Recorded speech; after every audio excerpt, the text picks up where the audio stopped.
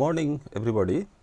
In this last class of D and F block elements, we will just today discuss about the features, the electronic configurations, the oxidation states of the F block elements. And basically what we will be seeing here is how we can locate the F block elements, and there will be two different F block elements. One is 4F and another is 5F. So, 14 plus 14, because we know that the maximum capacity of F orbitals is 14 electrons. So, there are 7 orbitals, each of them are occupying 2 electrons. So, 7 into 2, that means 14 electrons will be feeding in the periodic table for 5F as well as 4F. So, basically what is our intention, that how we can identify these elements, because we do not have any scope to study the reactivity pattern, the reactions and all these, but there are some examples which are very well found in the nature. So, basically when we get all these elements from the minerals and the ore, so these can also be related to some amount of the corresponding geochemistry, which is a very important subject and a huge subject, where people can handle the different ores and all. And this geochemistry study for these periodic tables, because if we locate these elements in the periodic table and how we can place them depending upon their properties. So, initially we will see that how we can locate or find out these 4F elements, and those 4F elements whether they are interesting for their oxidation state and the reactivity or in some other type of applications. So, geochemistry is basically dealing with the nature, because the nature is the typical source for getting all these elements, and in the nature occasionally we say some of them are not very common on the earth crust, like iron, like zinc, like nickel, etc. So, they are basically called as rare earth elements or the rare earth, but they, when they found, they are combined together, they are found together in the nature, and that is why they are all called as the rare earth elements.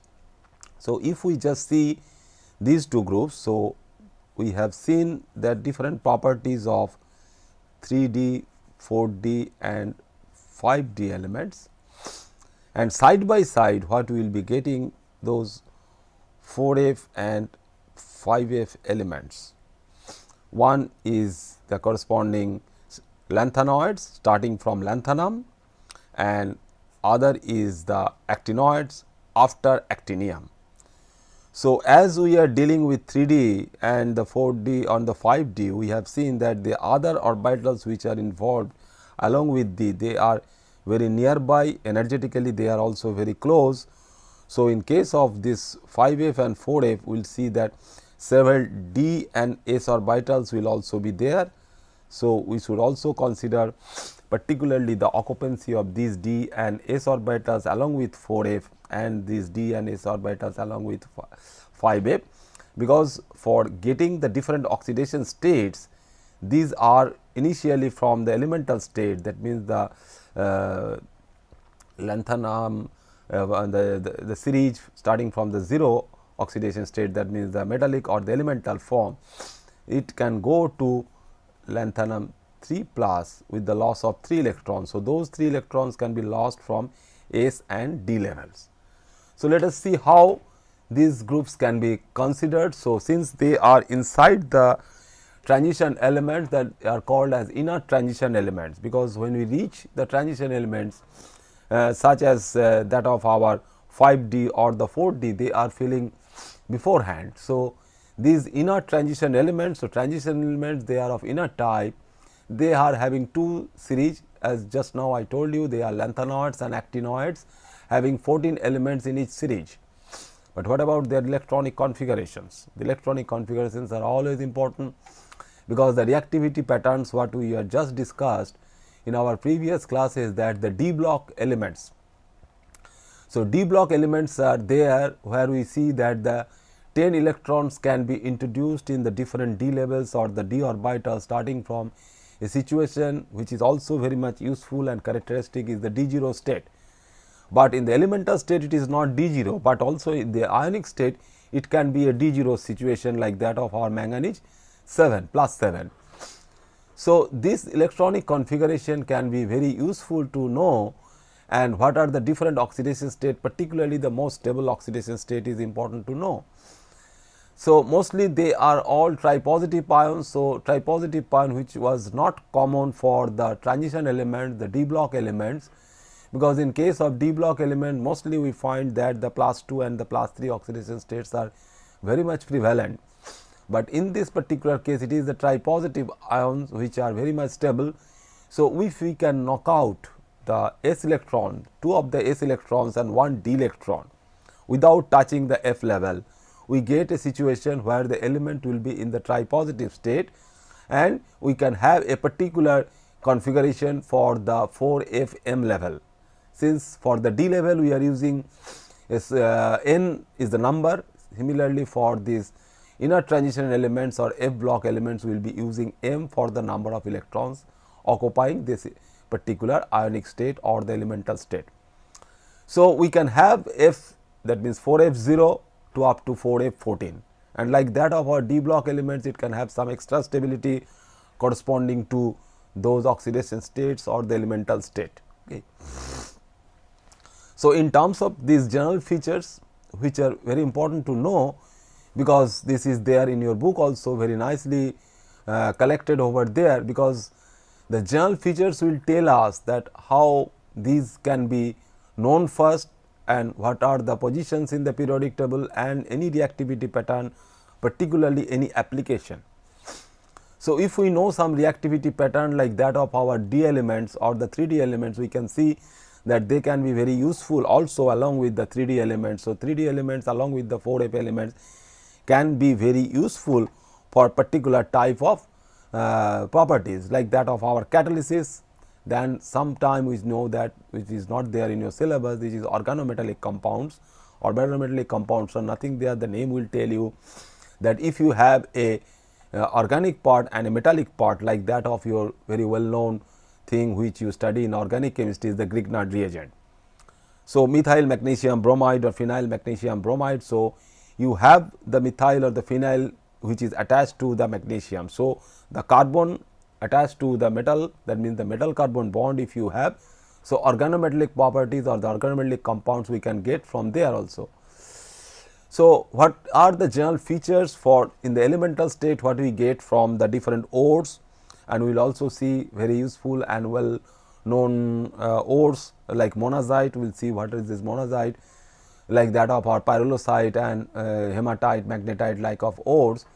So, these all lanthanoids are silvery white soft metal and which are tarnished if we keep in air, because some oxide layer is forming, some oxidation can take place over there. If they are reacting slowly with air, sometimes it can also react with carbon dioxide and moisture. And as we move from left to right, the elemental condition or the elements, their hardness basically increasing as we move from left to right. And when we reach to samarium, is not that at the end of the series we reach samarium, and samarium is still hard metal.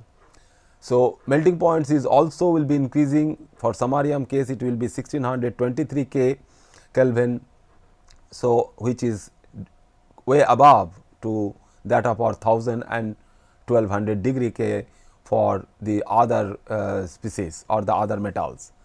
So, this can be compared to their metallic state, what we get that this melting point and hardness and all these, because sometimes we have to use these as material, because the material characteristics apart from the catalytic and all other behavior which is also important. So, material wise if we want to use that for some to increase the hardness or to increase some other property, we can use these species. So, this particular one from following this lanthanum. So, this lanthanide series. So, from lanthanum to lutetium we get all these elements. So, basic feature is that there is no need to remember all the name of these, because it is sometimes very difficult to remember all these things. So, you should not try to remember all these metals, but at least you should know that some of them are very useful and what is their electronic configuration and what is their position, particularly the atomic number.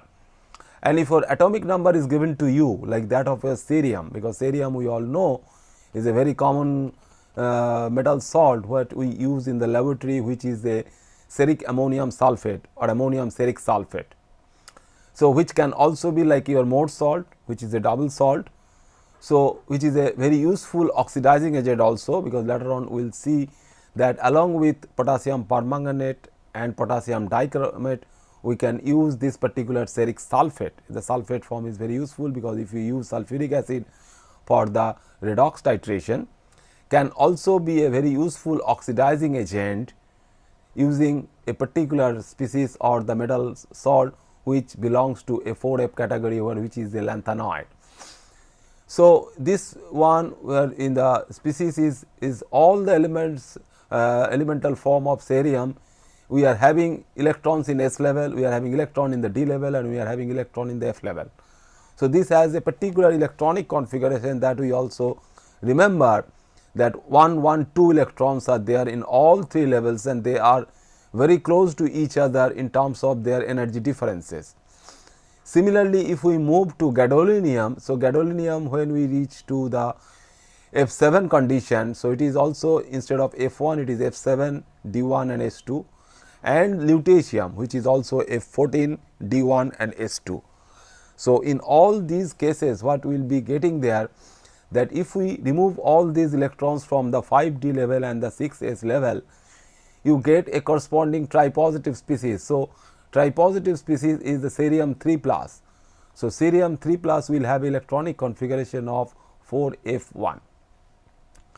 So, this electronic configuration is very useful, because still you have one electron in the F level, and in terms of its redox potential value, whether we can still take out this particular electron from the F level, we can reach up to an oxidation state of +4 for cerium. And in true sense, the cerium can go for a condition where the cerium can reach up to a oxidation state of +4. Similarly, for this particular one, the promethium, if we can remove one more electron from here, and for the terbium, if we can remove one more electron from here. So, this gives you a F0 situation. So, which is not filled basically, which will have some stability like this 4F0. So, this 4F0 situation we get that there, and in this particular case also for promethium and terbium, that if we take out one more extra electron from this 4F8 situation, it will again be 4F7 like that of gadolinium in +3 oxidation state. So, they have some extra stability for the half filled cell, as we all know for D5 situation in the transition elements. Similarly, for this particular one for the terbium as well, we get this particular oxidation state as 4F7. So, these are the positions. Without memorizing the positions of all the entire series, we can have some idea about the positioning of the cerium and why we will be getting some half filled situation like this, because in this particular situation when we get the bivalent state, we still have a d electron in it. So, instead of F8 situation, we have a D1 situation. So, D1 F7 situation for gadolinium in bivalent state. So, one condition is that how good they are for the corresponding highest possible oxidation state. So, in case of these highest possible oxidation states, we have written down only 5 of those elements. So, cerium, promethium and neodymium and terbium and dysprosium. So, these can have some extra stability as we move for a F0 situation or a F7 situation, and along with this F7 we can have also F8. So, this basically gives us some idea about the corresponding the size. So, radius or the ionic size as well as the atomic size. So, if we just consider that they are ionic sizes, so atomic sizes also are important.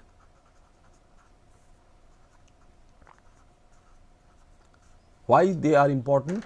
We should ask yourself that since we have 4f level instead of the corresponding d levels, so we have 4f levels, and we all know that these are having some orbitals involved f, and they are, if they are more diffused in space, whether we can have some bigger size compared to the transition element.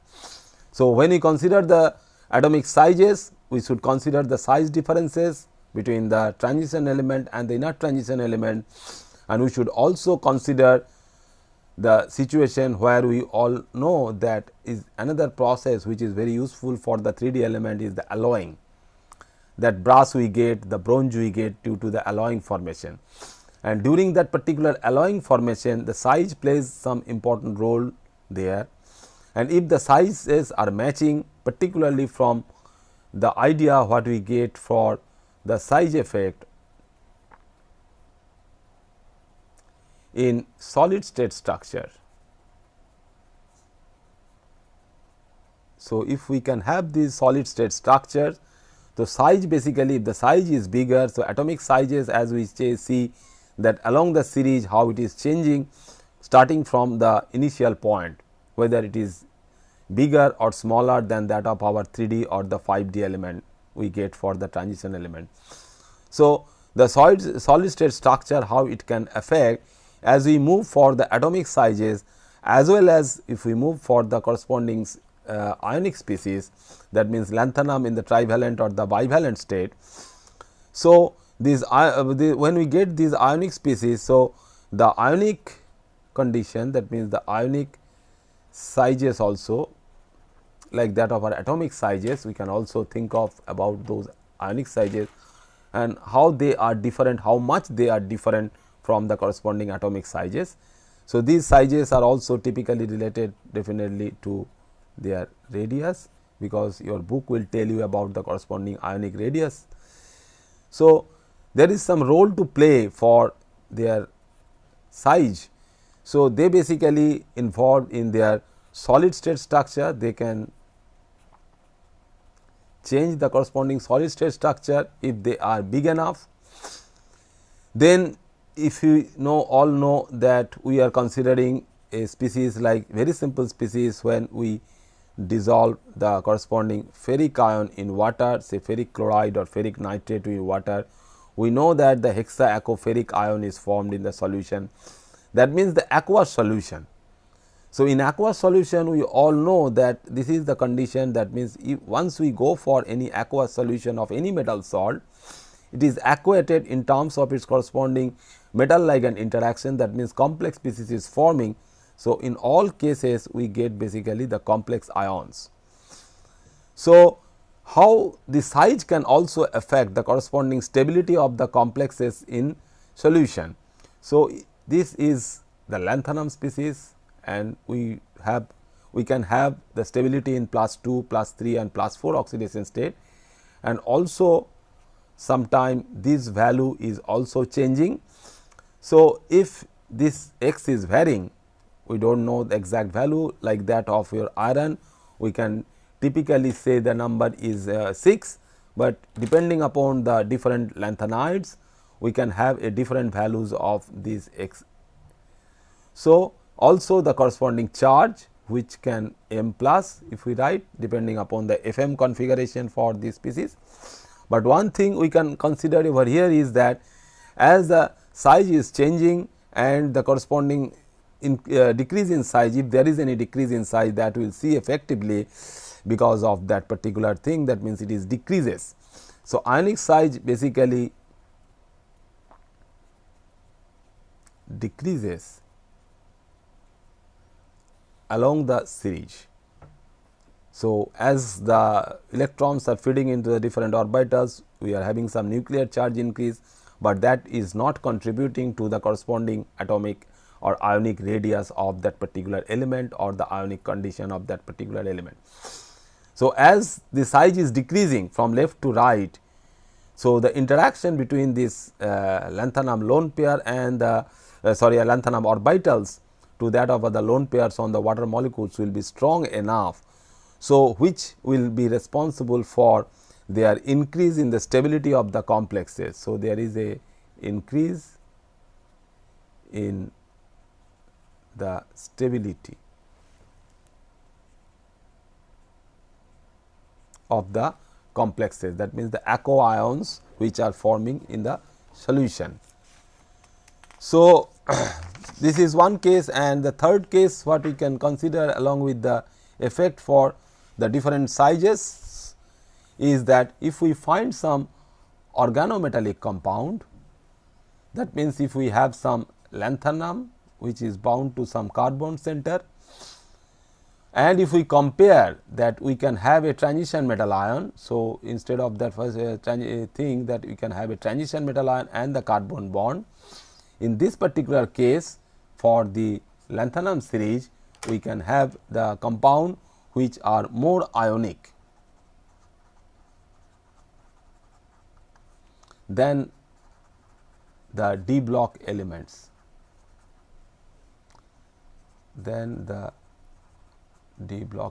So, if this particular bond, that means the metal carbon bond, is important for any other property, particularly the catalysis, so that will also affect the corresponding catalytic behavior of the corresponding metal carbon bond. So, we can substitute these corresponding catalyst which are having a transition metal and carbon bond to that of our corresponding lanthanoid and the carbon bond.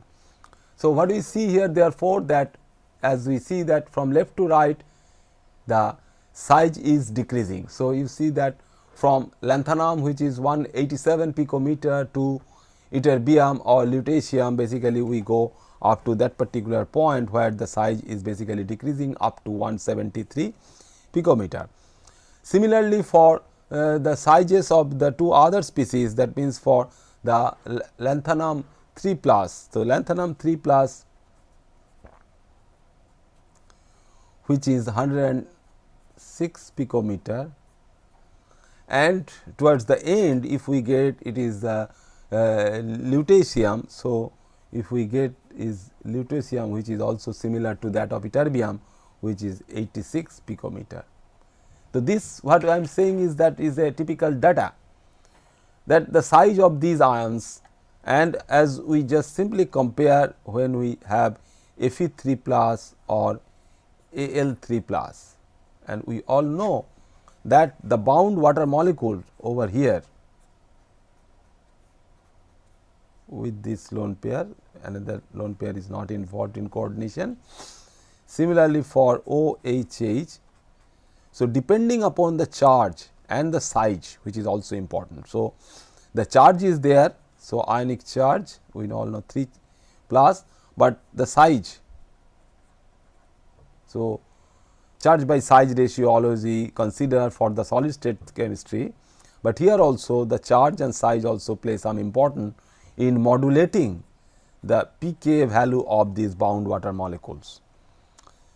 So, this particular one, so it is this one is aluminum. So, aluminum compared to we should have some rough idea, which is a non-transition element, is a transition element which is a lanthanoid, and if we just follow up our study for actinoids, we will find that in all these cases how the size is changing and how the corresponding reactivity pattern and all these things are changing, and aluminum is very small which is 53 picometer.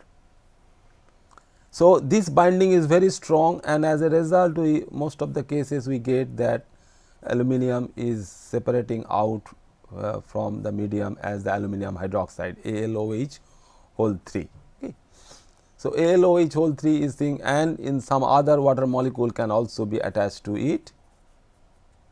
It is not that it is only tri-coordinated or bound to 3 hydroxide groups like that of our water molecule bound to Fe3 plus.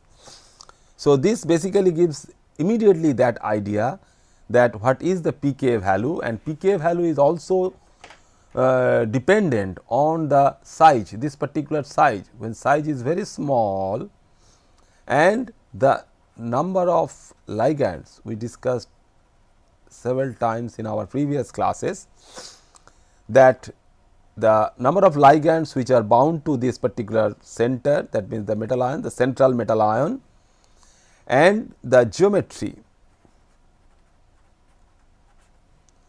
whether it is octahedral or some distorted one, that will also contribute to the corresponding pK values or the acidity. So, this is one aspect, that if we have a smaller size of the ion, definitely your pK value is less, and this particular proton is acidic and it can go out as H plus. But what about this lutetium or lanthanum in 3 plus oxidation state? And obviously, if they are forming the same aquated species, it is okay, you can apply the same rule or you can extend the same justification for knowing the corresponding pK values. But once the size is increasing, it will have a natural tendency to bind more and more ligands, because in our next class for studying the coordination compounds, we will find that is like the sphere. So, if we have a sphere like arrangement for the corresponding metal ion, so if it is say lanthanum Ln3 plus, so it is there, and why this particular one is forming a octahedral complex of iron, because you do not have any other space available depending upon the size, because the size is the most crucial one. You can go for another bond. This is some kind of the corresponding pin cushion, and these are say these different pins. How many of these pins we can attach to that particular pin cushion? So, that will tell you the coordination number of that particular central metal ion. So, in this particular case, what we see that since the size is very much different, you see that in this particular case the size is almost double. So, doubling of the size will definitely not allow you to go for a coordination number of 6. So, they will all have a very high coordination number. So, that is another feature for knowing the corresponding chemistry of these lanthanoids, is they are having high coordination number. So, they can go for a coordination number of up to 12. So, once sometime we ask for that, give an example of a metal complex having a very high coordination number of say coordination number of 12. So, ferric ammonium nitrate and all these cases we will see that cerium center is there and the corresponding nitrate is there if it is 6, and if it is in the +4 oxidation state. So, overall charge for this ferric ammonium nitrate will be 2 minus. So, how these 6 nitrate groups are surrounding this cerium. So, if we can go for a coordination number of 12, that means all the oxygens. So, all the oxygens, that means the oxygens for this nitrogen. So, this oxygen and this oxygen and another is way out. So, this can form a chelation to the cerium center. So, 6 into 2. So, 6 into 2 of such nitrate groups giving rise to a coordination number of 12, and this all is due to the corresponding size. So, the cerium size is very big enough, and this particular thing also allow you to go for a chelation of the nitrate group, which is forming a 4-membered ring, which is not possible in case of other transition metal ions of 3D, 4D and 5D elements. So, altogether what we see that if we have these centers and the size is changing. So, not only the corresponding size of the elemental state, that means the lanthanum from here to here, that is the corresponding sizes of the trivalent species from 106 picometer to say 86 picometer, which is also affecting the solid state structure to the corresponding coordination number, coordination behavior, and obviously that particular type of thing what we can expect the catalysis. So, if we just simply plot, it is there in your book also. So, if we just simply plot the corresponding one, so we just typically there is a decrease in the size. So, decrease in the size in the picometer scale, what we have seen that it is in the 86 and it is 106. So, 106 to 86 is the corresponding. So, is a monotonous decrease basically. So, monotonically it is decreasing from La3 plus to Lu3 plus. And what about the connectivity, because we have also assigned that these two have some stability. So, we just now what we are discussing that cerium and the 4 plus. So, cerium 4 plus is say around 92 picometer. So, this as the 92 picometer size will also have some effect for that particular one, which we are not getting for aluminum or iron, that it can interact with the nitrate groups, giving rise to a coordination number, very high coordination number of 12. So, which is a very useful compound. The ammonium steric nitrate is a useful compound, which is the material which can be used alongside that of our potassium permanganate and potassium dichromate. So, these are basically, we can consider these are the typical stability for the different metal ions in the tetravalent state or the bivalent state. So, they are present in a typical islands. So, as we move from europium, so europium 3 plus here. So, as we go from here to here, that means one electron change for their oxidation. So, it is the trivalent state and it is the bivalent state, and you see the corresponding one, the change in the size is so much. Similarly, for samarium it is here and this samarium is here. So, that particular change from the trivalent state to the bivalent state will also tell us that whether in terms of the coordination behavior it will give some important characteristics, or they are only stable in the solid state as oxides or some other useful compounds. So, they are basically stable when they are present in the trivalent state, and in some cases only they are stable in the bivalent state.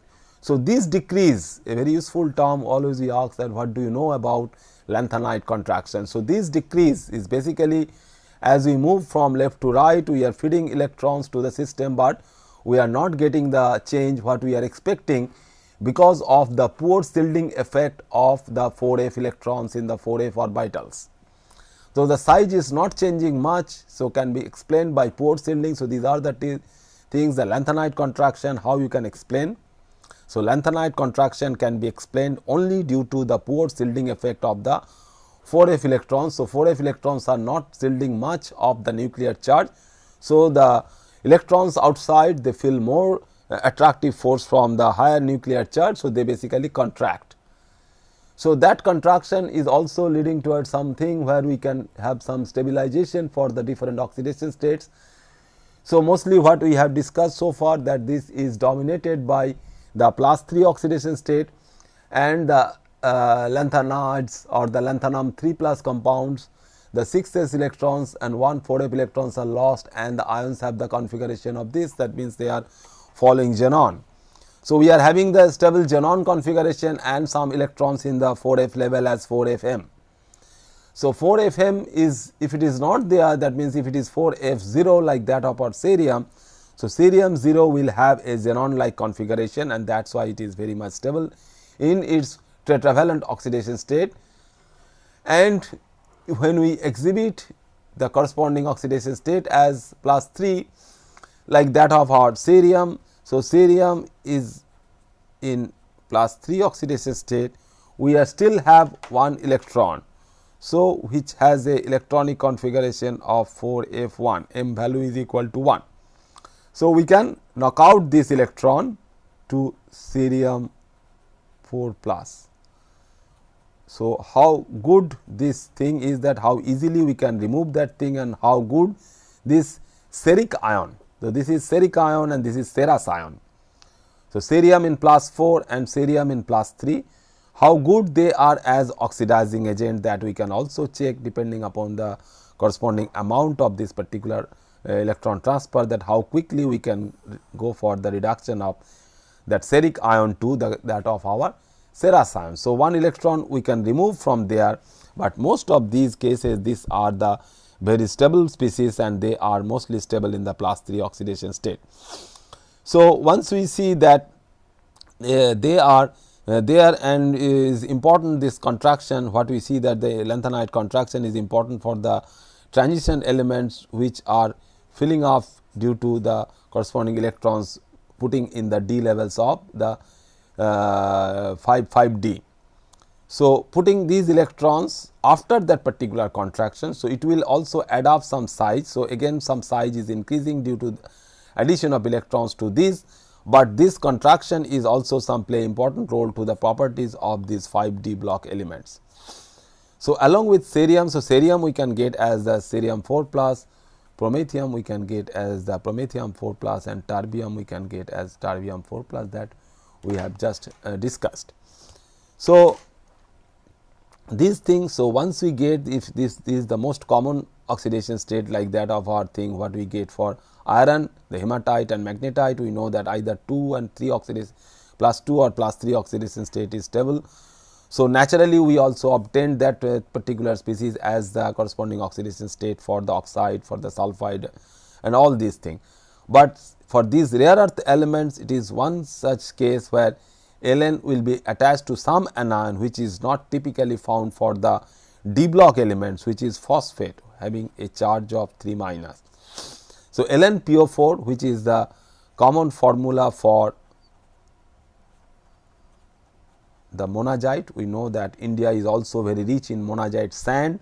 The monazite we know from in South India, the monazite sand is there. We get from monazites other rare earth elements, also sometimes the actinoids, also the thorium is also available. So, this is one thing, that means the monazite ore, and another is bastnasite. So, bastnasite, there basically if we have some lanthanides, and we all know that like that of our D block elements, we are not restricting our metal as the salt of the bivalent species. So, it is not a typical carbonate, but it can also a carbonate salt along with some fluoride. So, is 2 plus 1 3. So, again it is 3 plus, this is again 3 plus. So, this is another salt. So, we get this particular one, and most of the elements when we just treat it for their isolation.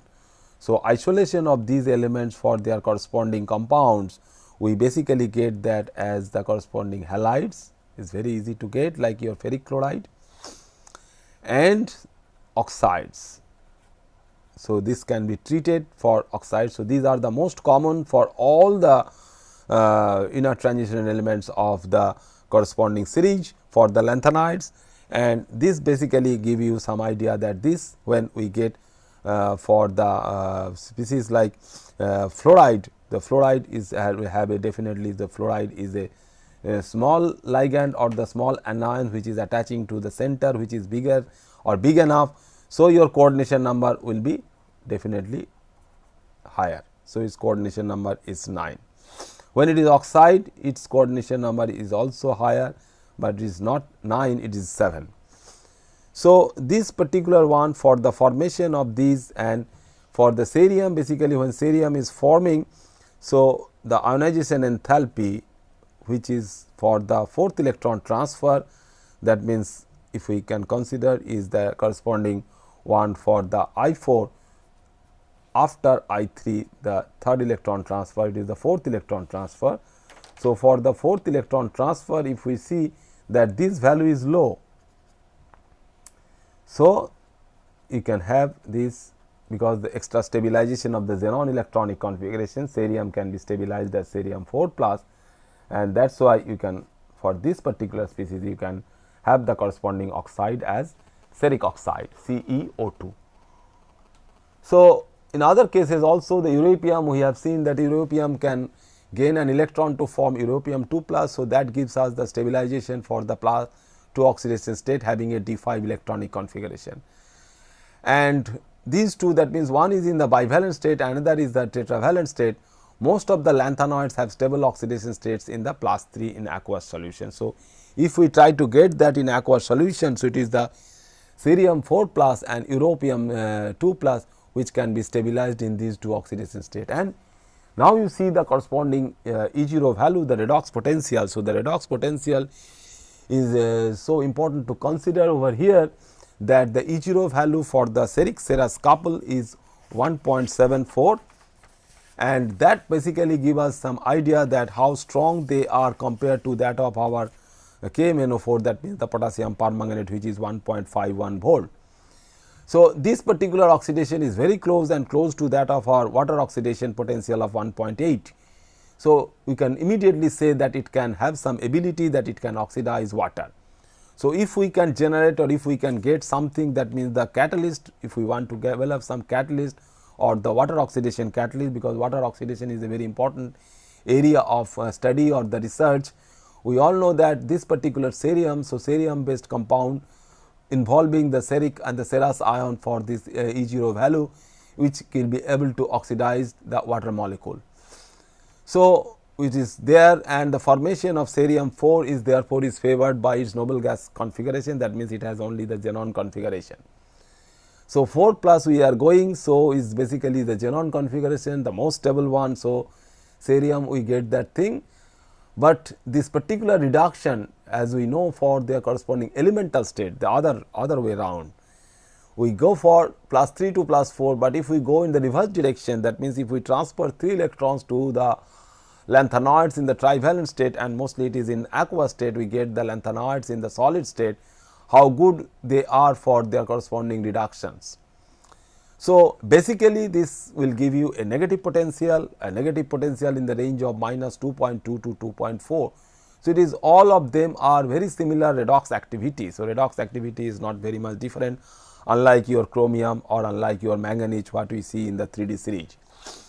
Only little bit different is europium having some potential of minus 2.0 volt. So, these potential range, so these are very simple idea for that, and we can have some good idea that why we are moving from the D elements to the F elements, the F block elements. The F block elements are very interesting to study, and they have some good applications also, because the spectroscopically what we have seen, the spectra for the 3D elements in solution, in aqueous solution, but in these cases the spectroscopic properties, when we are having some F electrons, they are having F electrons, so the F block elements, and if they are having something, that means not absorption, if they can go for some emission pattern.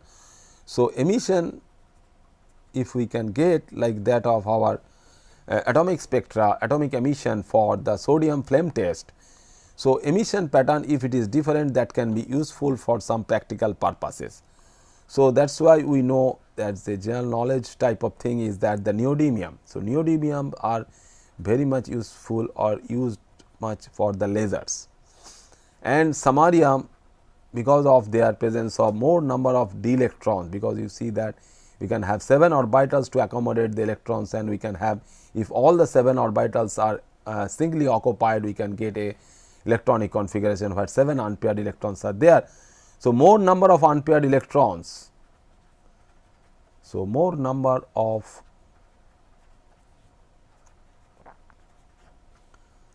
unpaired electrons we can put, that means the ground state magnetic moment, we are not considered so far the magnetic properties, but the magnetic properties of the 3D elements, we know how we calculate the magnetic properties by knowing the n value. So, the more number of unpaired electrons, the n value is very high. So, the corresponding magnetic moment, the Bohr magneton, will also be very high, and this magnetic property, so it can be useful. So, these magnetic properties out of this samarium can be useful for different magnetic application. So, magnetic application, making of some permanent magnets and all this. Okay.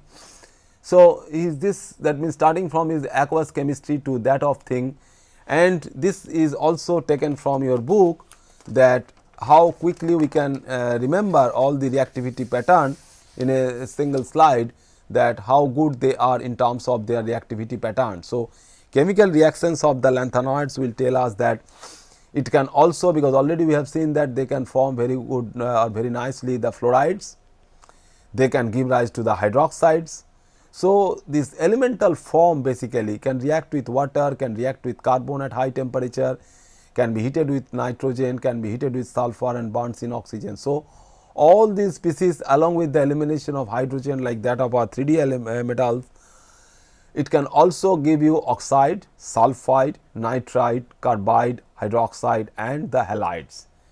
So, at one end we can have the ionic compounds and other end we can have the solid compounds. So, the application is pretty wide. If we can have some useful application of the corresponding carbide compounds, nitride compounds or the sulfide compounds, we should all know how we can make these compounds very easily using the corresponding elements, because they have some availability on the earth crust, and we get this compound and we have the corresponding elemental form, and those elemental form can be converted to their corresponding compounds, and some of them are very useful as solid compound or the solid state properties are useful, and in some other cases the ionic compounds are useful, that means the ionic states are also important for those. Then we move to the actinoids. So, the other one, so is a very simple direct correlation of the actinium and its corresponding actinoid. So, the position of the actinium in the periodic table is important, and following actinium we get the corresponding actinoids. So, actinoids we get, and the positioning of all these due to the presence of the corresponding electrons in the level, which is 5f. So, the 5f level is important, like that of our 4f, which we get for the corresponding lanthanoids. So, when we talk about the 5f electrons or the levels or the electrons occupying the 5f level, we should also consider the presence of the electrons in the 7s and the presence of the electron in the 6d. So, not only knowing the names basically from the series basically, because they are also very important elements and they are having some important applications also. And this particular series, the 4f series, what we see, they are mostly important in terms of energy nowadays, because they are radioactive, and it gives, why it is radioactive, because it can give rise to the corresponding elimination of some radiations, the rays it can give. So, rays it can give rise. So, in terms of studying this actinium or the actinoids, what we can study also side by side the nuclear chemistry. So, the field which is nuclear plus sometimes we call the nuclear and analytical. So, nuclear and analytical chemistry is enriched by studying the corresponding properties of all these elements, because they are giving rise to radiation. So, alpha, beta, gamma rays they can produce. So, these are also useful for the medical practice, that the rays are useful, the gamma rays can be useful for some treatment, the treatment of the cancer patients. So, these sometimes these rays are useful. So, these rays are also useful for the corresponding transformations, and since these are radioactive. So, most this whole series are radioactive, only some of them, that means some of them, that means like that of a thorium and uranium. So, thorium and uranium, where they are. So, we should have some idea about the positioning of these two elements in the corresponding periodic table, and this thorium and uranium are only long lived, and they occur therefore in minerals. If they are not long lived, it is very difficult to get as a natural source. So, geochemists will not help us in getting thorium and uranium from the minerals. As thorium, I told you just now that it is there in the monazite sand. So, in the monazite sand the thorium is there, and if they are very long lived. Otherwise, what we find that they are not there. So, other elements basically they will be radioactive in nature, and when they are there, that means if they are long lived, that means they are available in nature in the materials, but they have some half lives. So, these half lives are also important. So, depending upon the nature of their half lives, we just basically decay. So, some of these uranium we all know that as the nuclear fuel, because they are very good nuclear fuel. Uranium and plutonium are nuclear fuel. So, these uranium and plutonium will have some T-half values, and the corresponding isotopes we know that for uranium it is the 235 uranium or 238 uranium. So, 235 uranium and 230 uranium will have some particular T-half values. So, this particular T-half values will also tell us that after some time they will go down. That means, the radioactivity is a chapter where we see that for the nuclear chemistry chapter we also know that we can have some thing where it can go to its corresponding decay products. So, within the minerals we can also have some decay products within this particular mineral. So, this T half what we see for that uranium 235 and uranium 238, which is pretty high, which is pretty big. That means, for uranium 235 it is 7.04 into 10 to the power 8 years, and for uranium 238 it is 4.47 into 10 to the power 9 years, which is stable enough, and these two are very much useful, and a corresponding species is also useful for our nuclear fuel.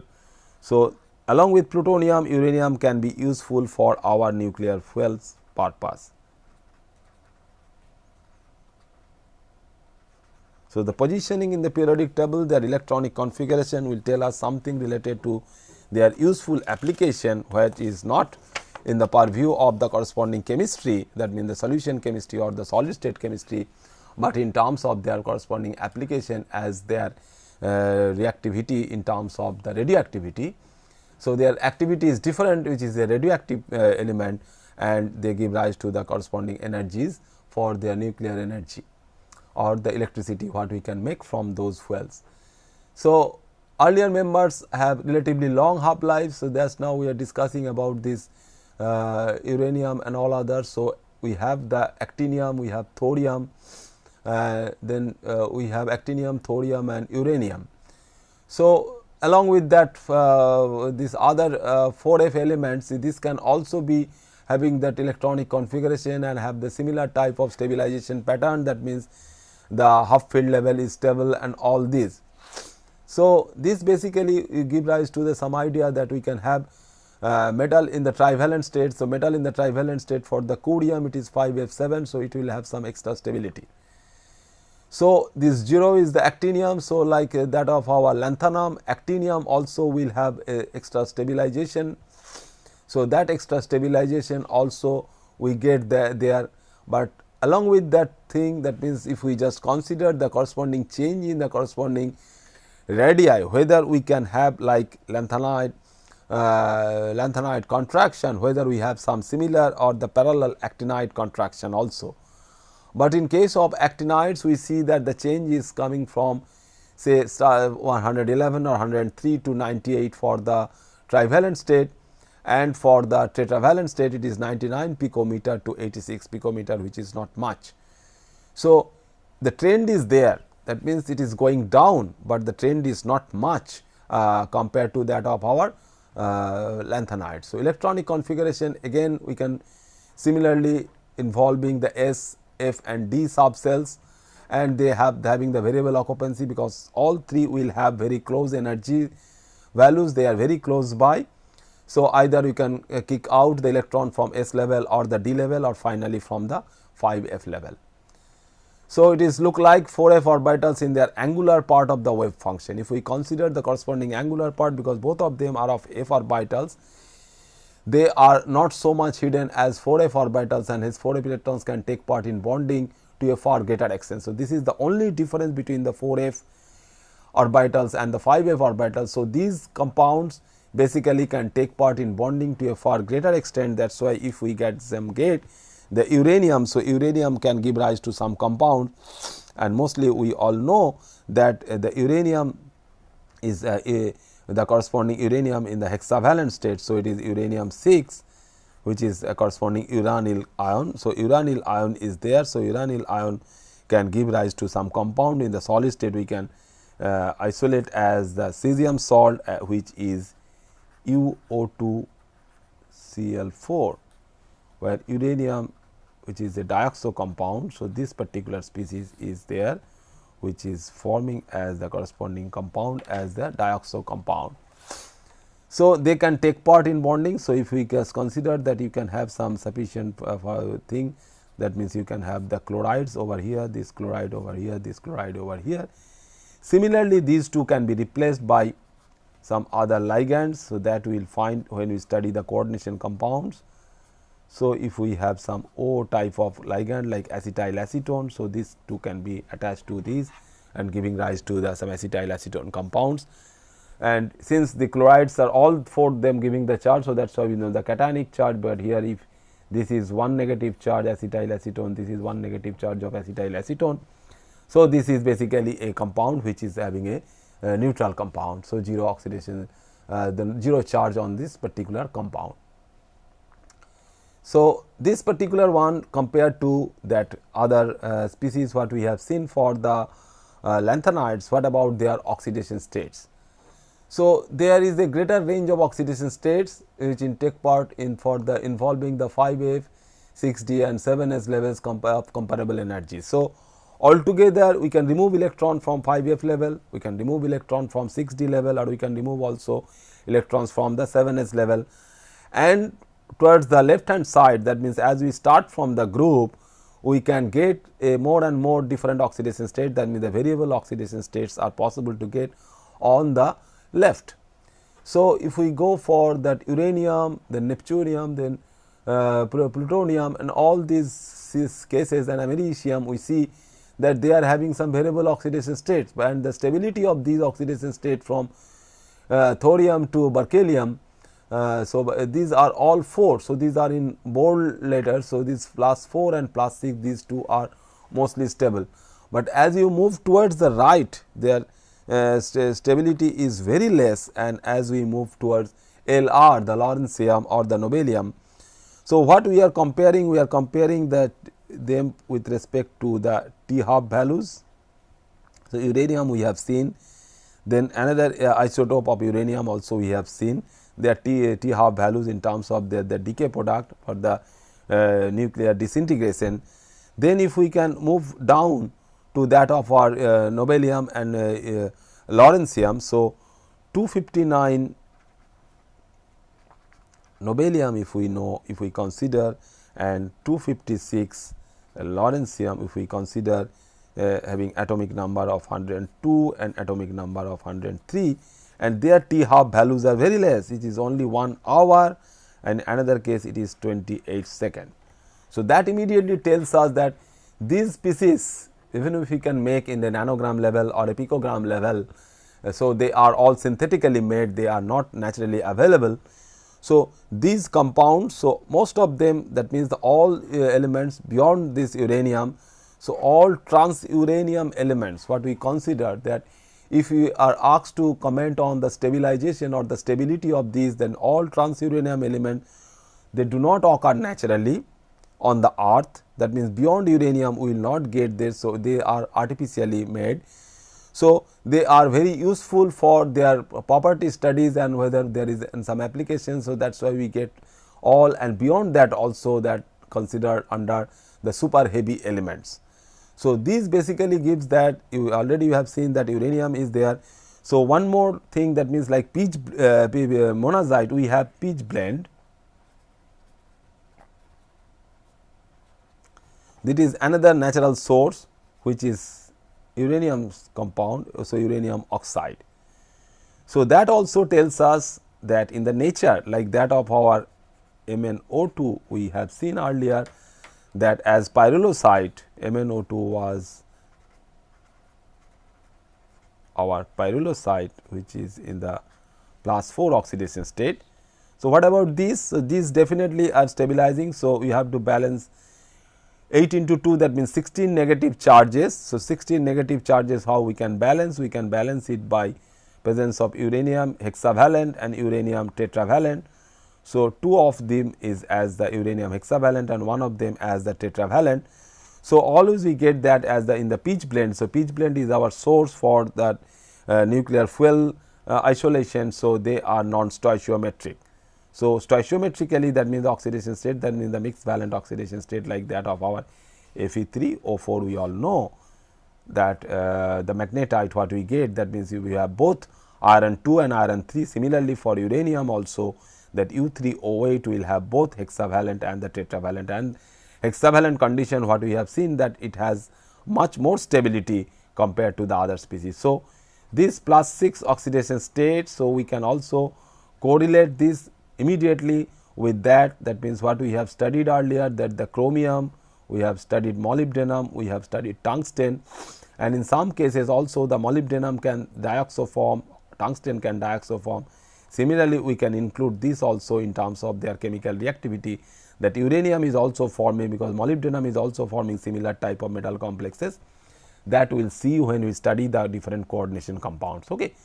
So, knowing these elements from the periodic table, their isolation, their identification will give us something which we get these as the regular salts. So, whether we get these as the regular salts for their further reactivity, particularly in terms of some metal complexes like that of our UF6. So, this we can consider also as a metal salt, hexavalent uranium compound, uranium hexafluoride, or you can consider as a corresponding coordination compound that will start from our next class, that the coordination compounds of uranium, because the fluoride can be considered as a good ligand as fluoride ion. Okay, thank you very much.